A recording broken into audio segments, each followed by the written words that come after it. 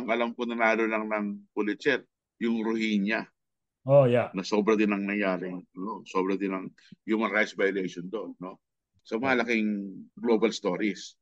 And yung drug war ang biggest global story at that time. Yung magnitude ng namatay, no? Ang dami.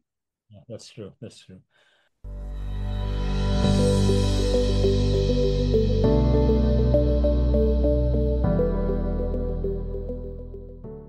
So, ano na ngayon? I mean, I know that you have a daughter who's also into journalism. I know that nagtuturo ka na ngayon din, or you're still doing some editing work or writing work. Writing columns. Writing columns na ako. How do you feel about your daughter going into journalism? Na burnout, she left journalism, nasa marketing na ngayon. So hindi ba umubra yung mga ano mo sa kanya, yung mga encouragement mo sa kanya, having been in the business for so long? Yun ang mahirap kasi if you are living under the shadow of oh. Legendary. So siguro she was being compared sa Oh, father niya. okay. So na burn out, umalis. Okay. That's sad. Kung Well, saan siya. not totally because meron ako sariling website. Hmm.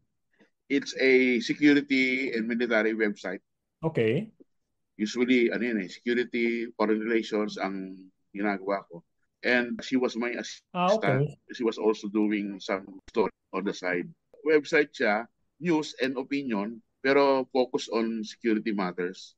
West Philippine Sea, US-Philippine relation, Philippine-China relation, Okay. ASEAN, twice a month. Okay. Okay, that's So, it. twice a month siya. I should check So, it out. yun, I asked her to help. Kaya, she also do something for journalism.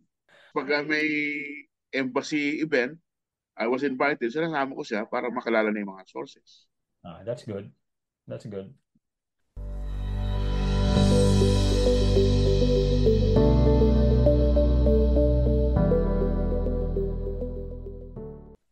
Mogs, finally, a final question sa iyo.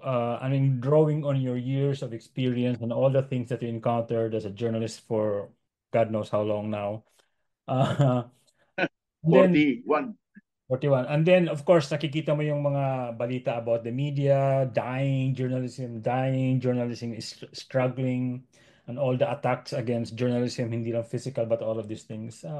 Anong sumasagi sa isip mo pag na-encounter mo itong mga ganito? Or is there something to hope for in this profession? Well, I'm really sad, no? Kasi nakita ko yung decline ng journalism. Wala nang nagbabasa ng dyaryo, no? Mhm. Even television news, no?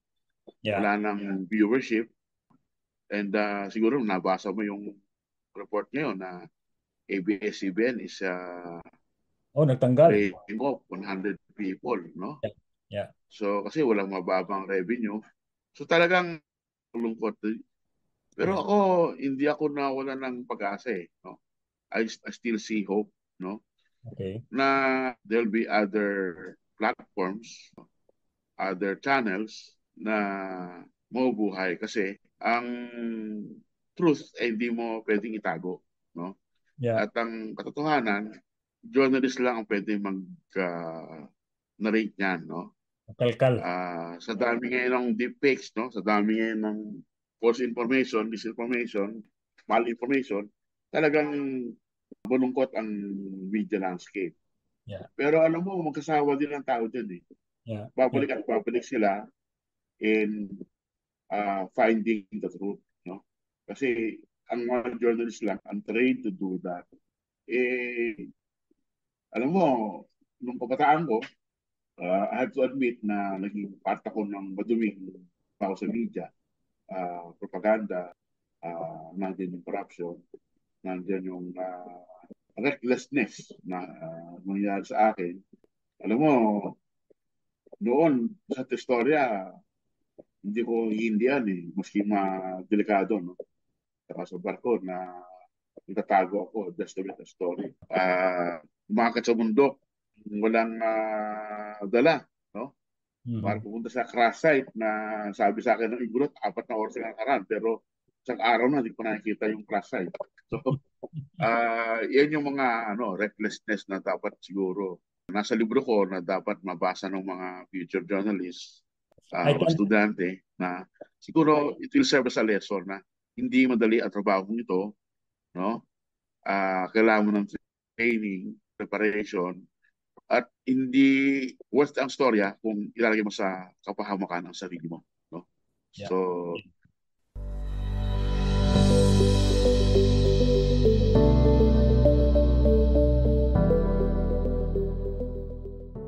ang isa pang ang gusto kong ibahagi sa babasa ng libro ko, is that trust is a very important commodity in our work as a journalist.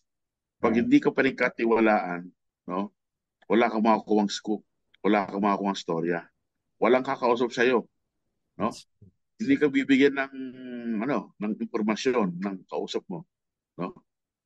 Nakita ko yung trust, and trust is earned, no? mhm. Gain.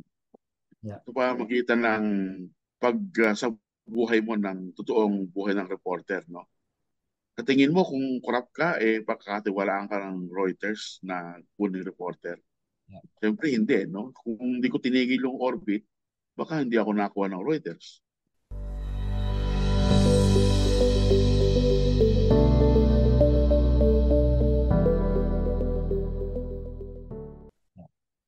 Ang bottom line dito sa kwento mo is it's all a matter of reinventing yourself for, Yes, oo. for the Kasi good of kung yourself. di mo tatanggihan yung mga abot, di ba?